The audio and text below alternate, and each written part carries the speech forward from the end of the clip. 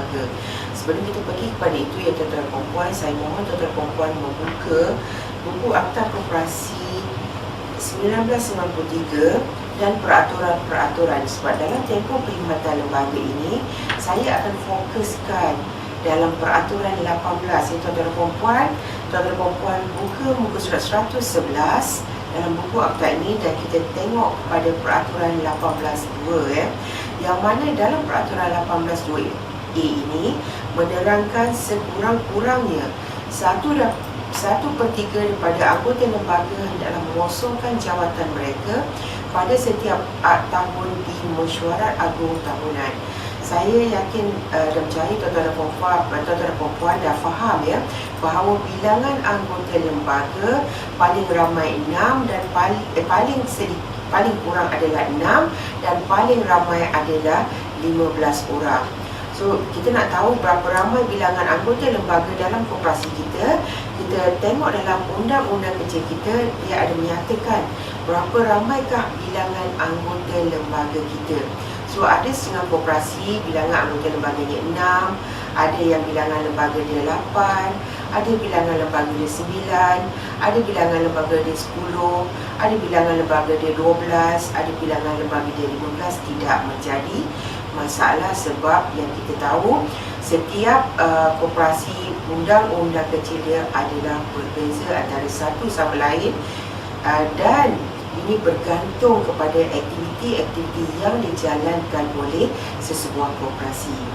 Yang mana kita tahu koperasi kita berapa ramai anggota lembaganya ataupun komposisinya.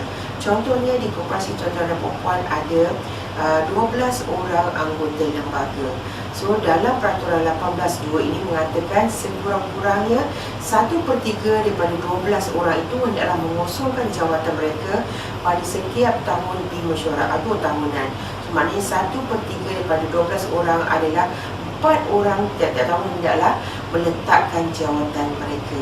So kita kena jelas ya, kena mengosongkan jawatan.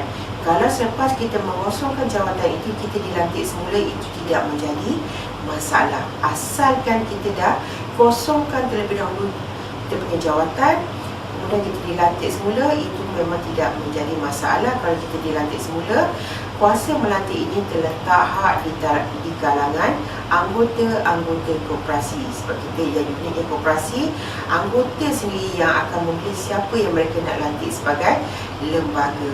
So jika tuan-tuan dan puan ya, dalam katakanlah 1/3 daripada anggota lembaga hendaklah mengosongkan jawatan pada tahun, katakanlah pada tahun 2010 tuan dah meletakkan telah pada tahun 2011 telah menjalankan mesyuarat agung. Kemudian pada tahun 2012 ni kita tidak sempat untuk menyiapkan akaun dan kita tak buat mesyuarat agung.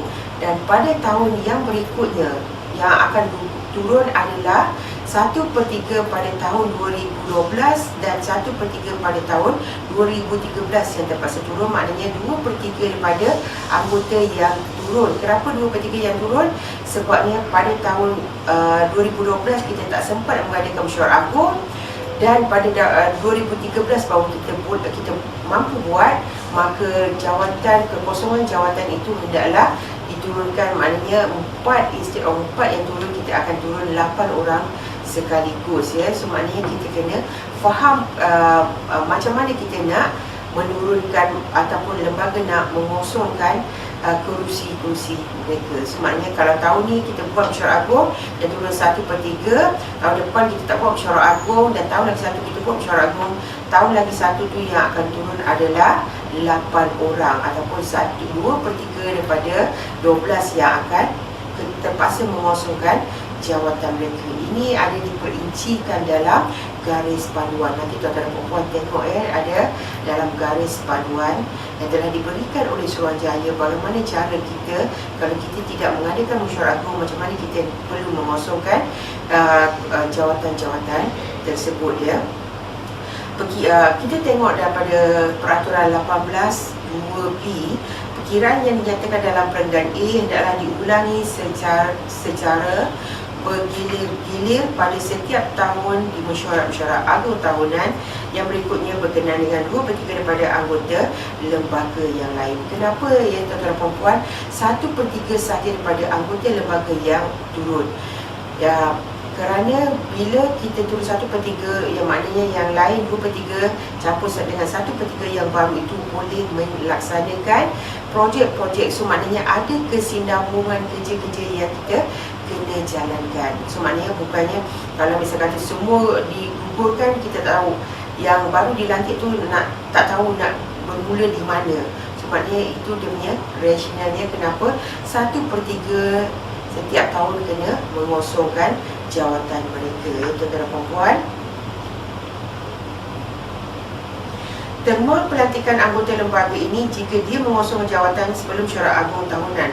So maknanya kalau misal kata ada yang meletakkan jawatan mereka sebelum mesyuarat agung tahunan, jawatan kekosongan ini hendaklah diisi dalam tempoh yang tertentu dan kita kena isi, dan bila sampai saja dalam mesyuarat agung tahunan dan kekosongan yang kita buat untuk sementara waktu itu akan lembaga tersebut akan mengosongkan juga kerusinya. So maknanya kalau misal kata 1/3 daripada 12 yang turun adalah 4 campur yang 1 yang telah dikosongkan oleh lembaga yang meletak jawatan, so ada 5 orang kita akan buat pemilihan sebagai lembaga.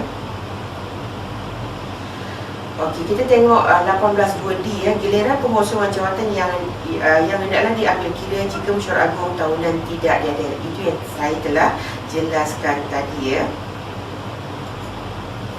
Mana-mana anggota yang mengosongkan jawatan di WhatsApp peraturan 2 berhak untuk dilantik semula.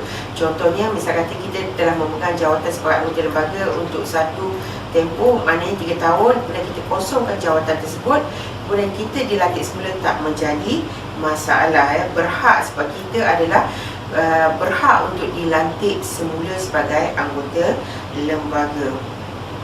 Kita tengok 18 dan peraturan 18.5.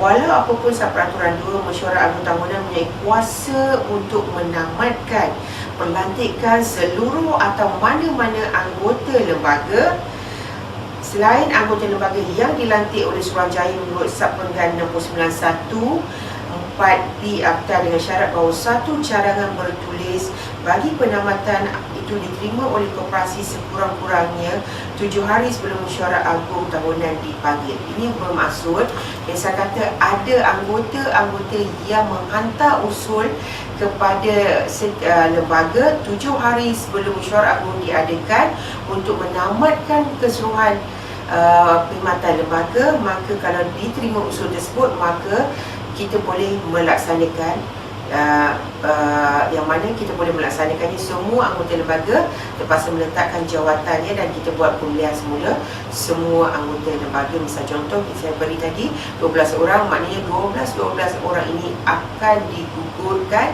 dan akan mengosongkan jawatan dan kita buat pelantikan semula 12 anggota lembaga yang baru ya. Ini atas lain anggota lembaga yang dilantik oleh Suruhanjaya menurut Sabpenggan 69.1 ini ada kes-kes yang kita tengok nanti ya, yang mana Suruhanjaya mempunyai kuasa untuk menamatkan keseluruhan tempoh perkhidmatan lembaga ya, yang jika mereka datang ada aduan, kemudian dia buat siasatan dan didapati bersalah, dia ada kuasa untuk menamatkan keseluruhan perkhidmatan anggota lembaga dalam sesuatu koperasi itu.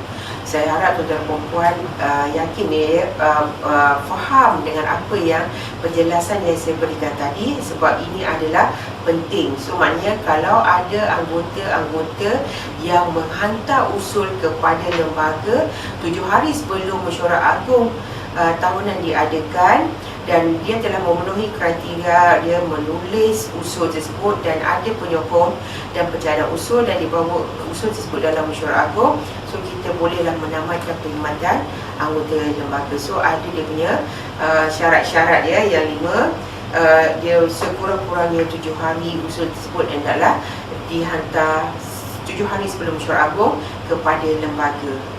Usul itu seeloknya kita buat secara bertulis. So maknanya ada bukti yang mengatakan bahawa ada usul yang diterima daripada anggota untuk menamatkan keseluruhan perkhidmatan lembaga pada mesyuarat agung tersebut. So saya harap tuan-tuan dan puan faham tentang tempoh perkhidmatan lembaga ini.